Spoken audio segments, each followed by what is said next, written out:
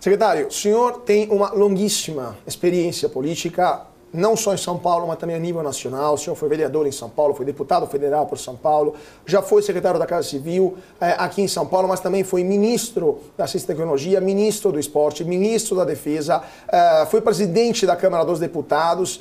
O senhor, de fato, é um patrimônio da nação brasileira em termos políticos, mas hoje, agora, o senhor está com esse desafio, há poucas semanas, da Secretaria de Relações Internacionais. Qual que é o principal desafio, na sua opinião, de São Paulo e quais são as principais perspectivas que o senhor pretende dar como marco de sua gestão?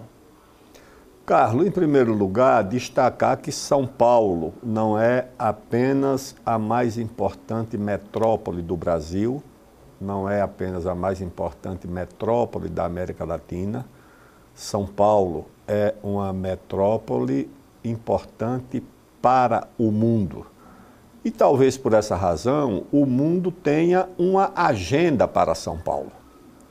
O que nós perguntamos é qual é a agenda de São Paulo para o mundo? O que é que São Paulo pode propor a partir da sua história, da sua memória, da sua experiência e da sua representatividade como metrópole do Brasil? Porque o mundo entra no Brasil por São Paulo. E o Brasil sai para o mundo por São Paulo. Aqui se realizam os principais negócios, aqui estão os principais escritórios de contratos, a sede das principais empresas que atuam no Brasil. As multinacionais estão em São Paulo é o principal centro financeiro.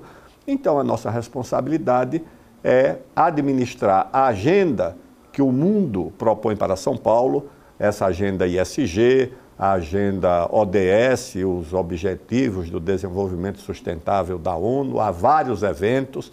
São Paulo vai acolher várias iniciativas do G20, que esse ano é presidido pelo Brasil, mas alguns dos principais eventos são em São Paulo, inclusive o que acabou de acontecer, que foi a reunião dos ministros das finanças do G20. Nós vamos querer que São Paulo também tenha uma agenda. Por exemplo, segurança alimentar no mundo e combate à fome no mundo. É uma agenda importante para São Paulo também, que é uma cidade essencialmente consumidora de alimentos.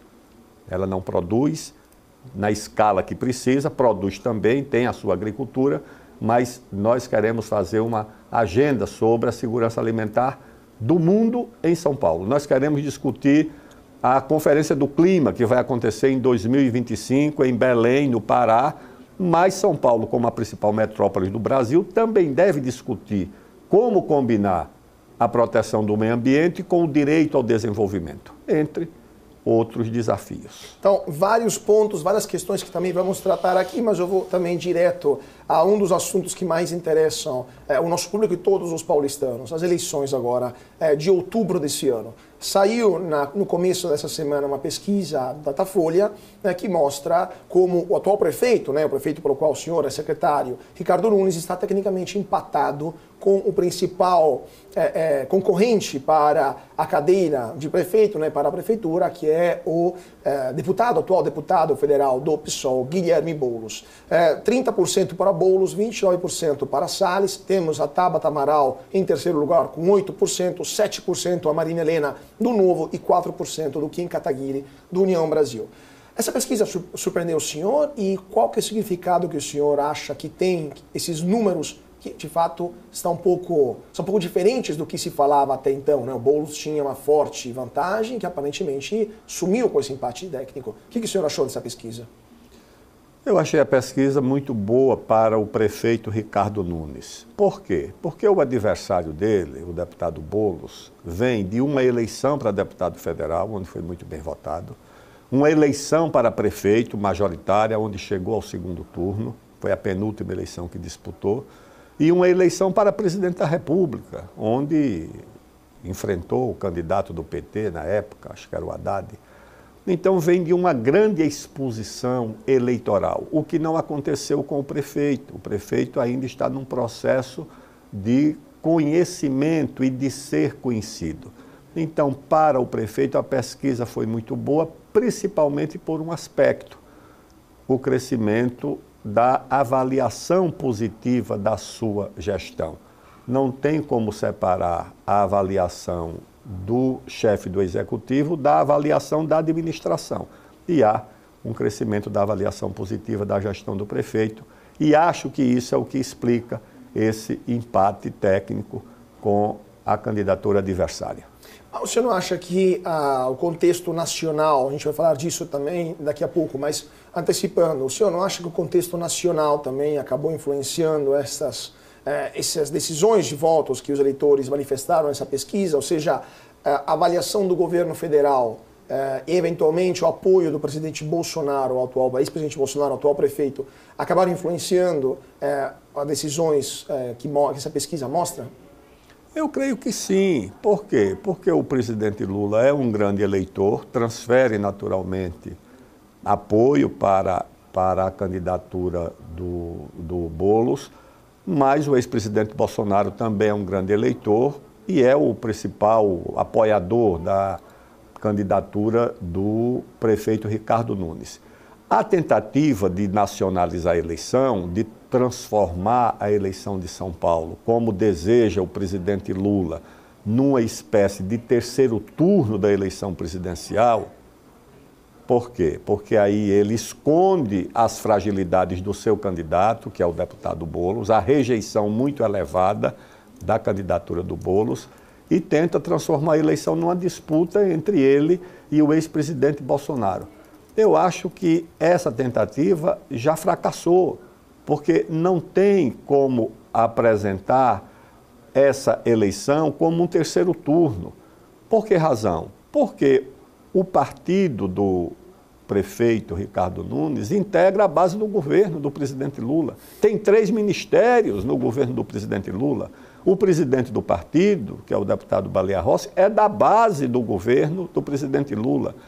O PSD, que é o partido do ex-prefeito Kassab, tem 3 ministérios no governo e apoia o prefeito Ricardo Nunes. O PP tem ministério. O PR, republicanos, também tem ministério. Numa parte do movimento sindical que apoiou o presidente Lula no segundo turno da última eleição e no primeiro, atualmente apoia o prefeito Ricardo Nunes. Então, o prefeito Ricardo Nunes representa, na verdade, uma aliança de forças heterogêneas. E essas forças heterogêneas reúnem desde os partidos que estão na base do governo do presidente Lula até o partido do ex-presidente Jair Bolsonaro. Então, a frente heterogênea, a aliança heterogênea, é a que está representada na candidatura do prefeito Ricardo Nunes. Interessante esse ponto, só para a gente falar um pouquinho dos bastidores da política. O senhor falou que o ex-prefeito Kassab e toda a sua força política hoje, com o seu partido, em Brasília estão com o presidente Lula e aqui em São Paulo vão disputar contra o candidato do presidente Lula. Essas questões assim políticas sempre aconteceram no Brasil entre eleições nacionais e municipais. Mas o senhor não acha que é indicativo esse é um sinal claro de que, na verdade, é bom ter um posicionamento um pouco ambíguo, porque vai que em 2026 o vento mude, não tem tanta decisão por parte de partidos do centro de apoiar o presidente Lula. O que o senhor está achando dessa, especialmente no caso do Kassab, que tem também, como o senhor, uma longa experiência política? Este apoio para o prefeito Nunes tem algum significado maior? É porque o ex-prefeito Kassab faz uma leitura absolutamente correta da história política do Brasil e da vida política do Brasil. O Brasil não é o país do preto e branco, da esquerda e da direita, do vermelho e do azul. Não, o Brasil é o país das alianças heterogêneas.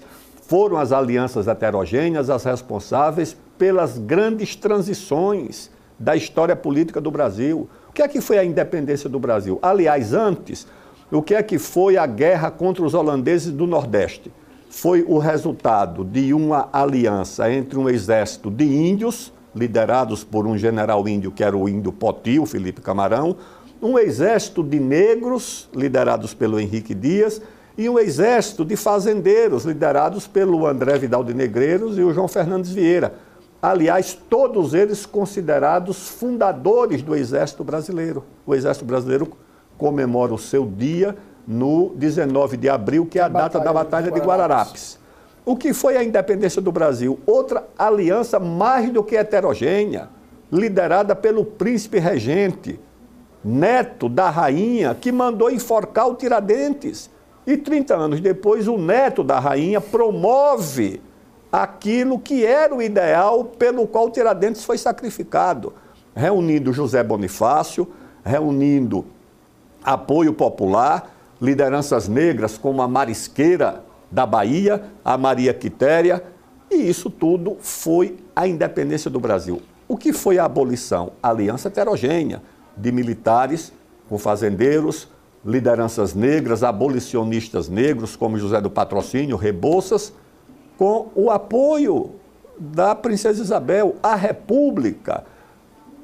E outro exemplo, muito importante, o Brasil foi industrializado sob a liderança de um fazendeiro, que foi o Getúlio Vargas. Então, eu acho que essa é a leitura que o Kassab faz. Não é que a heterogeneidade na política seja uma escolha, ela é uma necessidade, porque o país é heterogêneo. O Brasil é o país que fabrica aviões em São José dos Campos, na Embraer, e tem índios que ainda não foram contatados no Vale do Javari. É esse o Brasil. Só para fazer uma provocação para o senhor telegraficamente, mas ao mesmo tempo, José Bonifácio, por exemplo, ele foi mandado para o exílio logo depois pelo próprio Dom Pedro I, que depois também deixou o cargo. Getúlio Vargas também criou o Estado Novo. Quero dizer, essa heterogeneidade que o senhor diz não é uma escolha, é uma necessidade. Não acaba prejudicando também o destino do Brasil, porque não tem um plano de longo prazo de construção de uma nação e sempre há contingências que acabam acontecendo e que impedem que o Brasil se desenvolva? O Dom Pedro não apenas exilou o José Bonifácio, ele prendeu o José Bonifácio. E depois, sabe o que aconteceu? Chamou de volta para educar seu filho. Para nomear como tutor dos filhos. Ele diz, o homem que vai educar meus filhos é esse que eu mandei prender. Essa é o que explica que o Brasil não é um país para amadores, tá certo? Eu acho que a heterogeneidade não atrapalha em nada. O que atrapalha é a ausência de um projeto nacional. Aquilo que há algum tempo existia, que eram os chamados Objetivos Nacionais Permanentes. Nós abandonamos os Objetivos Nacionais Permanentes e nos agarramos apenas à luta, a curta luta pelo poder imediato. O Brasil trava uma luta pelo poder. O Brasil não trava uma luta por um projeto nacional, por um projeto de médio e longo prazo. O Brasil trava uma luta pelo poder. E isso termina desorientando o país. Nós não temos um projeto de desenvolvimento econômico, nós não temos um projeto de redução das desigualdades, nós não temos um projeto de consolidação da democracia. Nós temos um projeto de luta pelo poder e que tem como objetivo o poder para destruir o adversário e não o poder para construir alguma coisa. E qual foi a sua opinião, só também terminando esse assunto, o último governo que, na sua opinião, tinha esse projeto de longo prazo e por quê? Em qual momento o Brasil abdicou a esse projeto de longo prazo? Se o Brasil teve um projeto de desenvolvimento, de nação, um objetivo nacional, que o senhor falou, permanente. Eu acho que o último projeto de desenvolvimento nacional foi no regime militar, tá certo? Com todas as restrições e críticas que você possa fazer, ali você tinha um projeto, principalmente no governo Geisel, com o segundo PND. Depois o presidente Sarney tentou também apresentar um determinado caminho, mas a partir daí nós perdemos completamente a orientação. Nós recorremos a expedientes de compensações sociais, de amparo aos mais pobres, mas o desenvolvimento do país deixou de ser uma agenda importante e permanente.